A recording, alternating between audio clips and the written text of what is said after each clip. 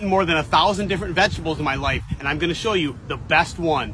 Right here. This is spring thistle, also sometimes called bristle thistle, Cirsium horrigelum, which means little horrible thistle. Every thistle is edible, but this is the best one in the world. You've got to get it when it's tender. I can press on the stem and feel by how flexible it is, it's going to be really tender. This one is just slightly further along. I can tell by the way it bends that it's too tough. Another nice tender one. This is the most formidable and the thorniest of all of our thistles. Why would it have all those thorns? Maybe because it's protecting some really good food. It may have thorns, but I've got a knife.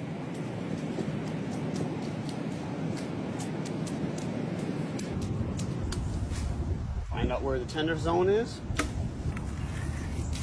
If it's not tender enough, it won't peel.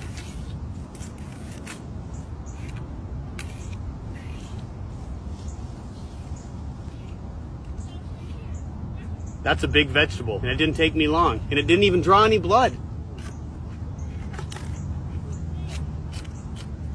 Man, it's good. Quick workout.